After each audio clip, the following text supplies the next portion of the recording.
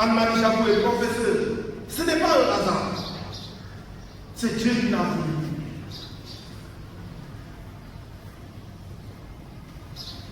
Alors, nous devons donc répondre à la fidélité de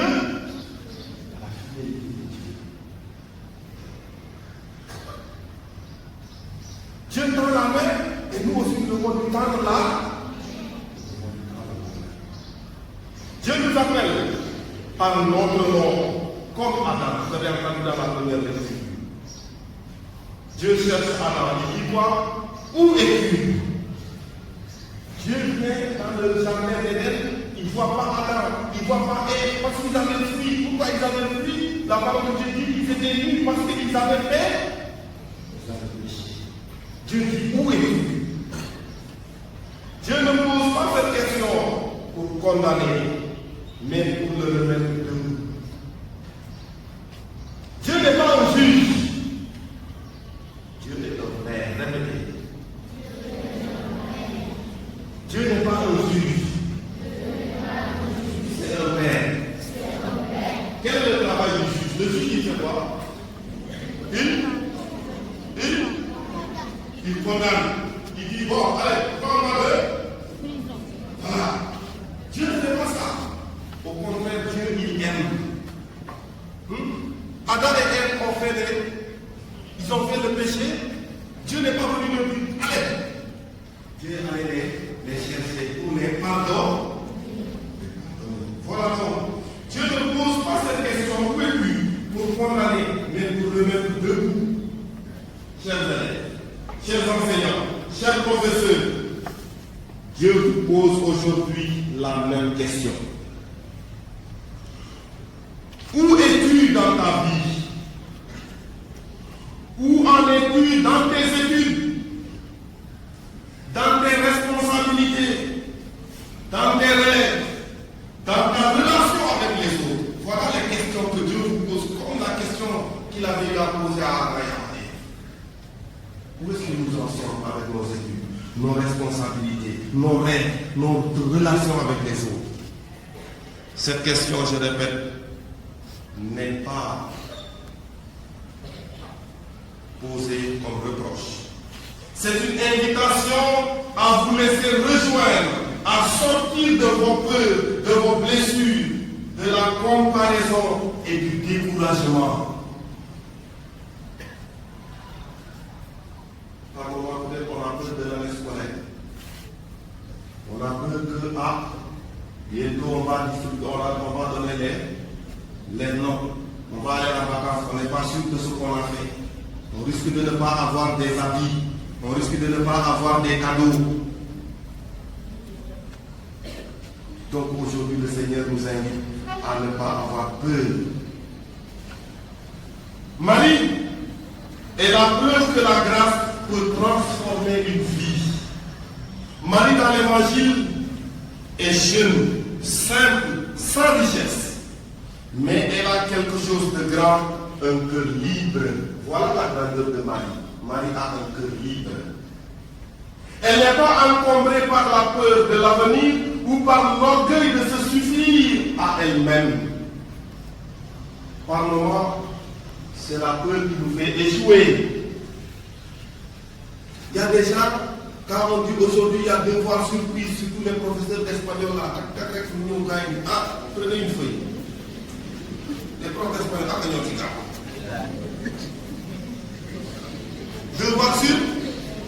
devoir surprise, allez. Ce n'est pas que par moment nous on n'a pas, on apprenait des mais après panique.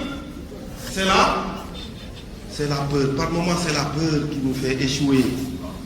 Donc Marie nous apprend à sortir de la peur. Voilà. Elle n'est pas encombrée par la peur de l'avenir ou de l'orgueil de se suffire à elle-même. En elle, Dieu montre ce qu'il peut faire lorsqu'un jeune ou un adulte lui ouvre un espace. Marie a fait confiance. Elle est restée ouverte et Dieu l'a comblée de nous aussi. Élèves, professeurs, enseignants, directeurs, directrices, si nous sommes ouverts, Dieu peut nous combler au-delà de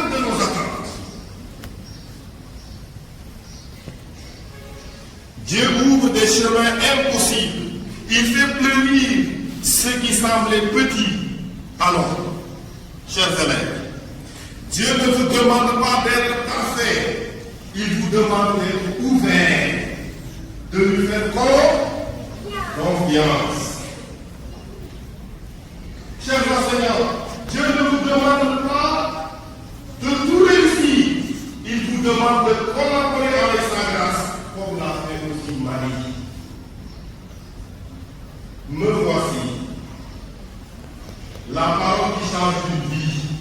Marie répond, me voici, la servante du Seigneur. C'est un acte de courage, une prise de position. Me voici est un acte de courage, une prise de position. Pour un élève, me voici signifie quoi? Me voici pour prendre des études au sérieux. Me voici pour prendre des études au sérieux.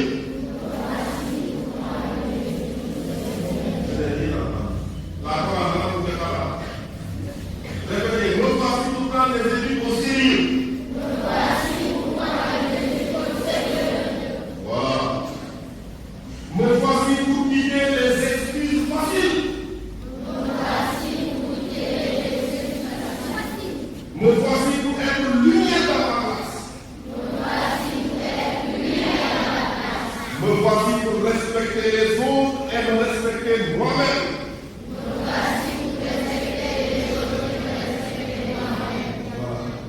C'est ce que Marie a fait. Et c'est ce que vous promettez aujourd'hui, n'est-ce pas? C'est ce que vous promettez. Pour un enseignant, un professeur, directeur, me voici de dire quoi? Me voici pour croire encore à mes élèves. Parce que par moment, il peut y arriver qu'on se découvre. On se découvre.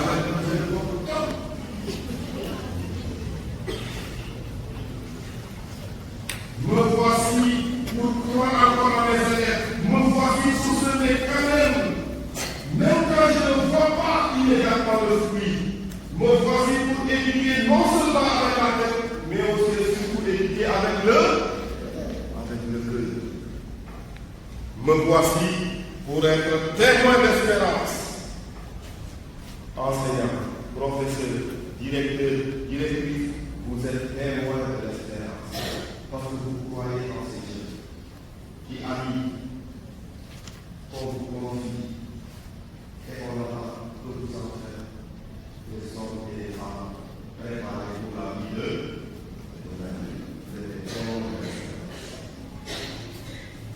Dieu vous a choisi, a dit toi le Seigneur dans la deuxième lecture, pour nous rappeler que Dieu nous a bénis, choisis, aimés pour toujours. Et c'est ça notre réconfort. C'est ce qui nous fait du bien, de savoir aimer. Qui ne veut pas être aimé? Qui ne veut pas être aimé? Qui veut être aimé? Voilà, nous tous, on veut être aimés. Et nous avons l'assurance que nous sommes aimés. Nous ne sommes pas abandonnés. Nos parents nous ont amenés à l'école parce qu'ils nous, les maîtres, les professeurs sont avec nous dans les salles de classe parce qu'ils nous,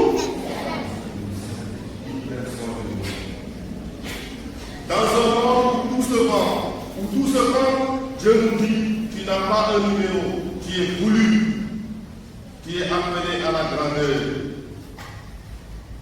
Alors il nous reste à faire l'effort pour vivre notre état comme élève, comme professeur, comme directeur, directrice, vivre notre état de vie avec amour, avec responsabilité et avec vérité.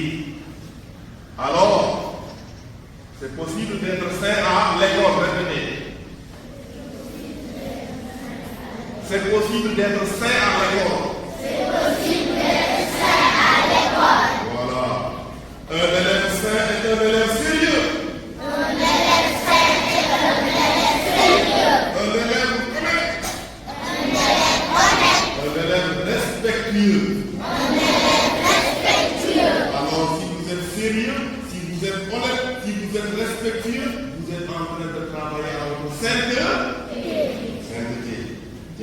Un enseignant, un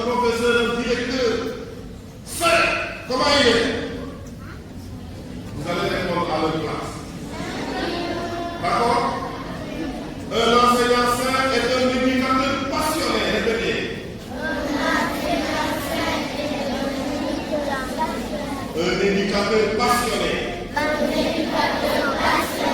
Et patient. Qui voit dans chaque élève.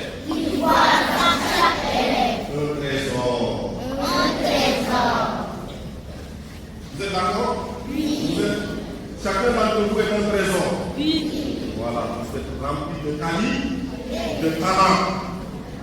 L'Immaculée Conception, comme frères et sœurs, nous rappelle que rien n'est impossible. L'ange a dit à Marie, rien n'est impossible. Cette parole est pour nous tous aujourd'hui.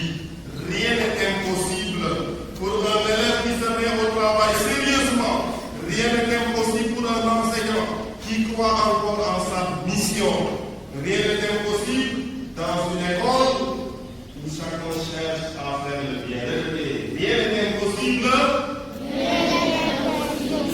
dans une école où chacun cherche à faire le bien.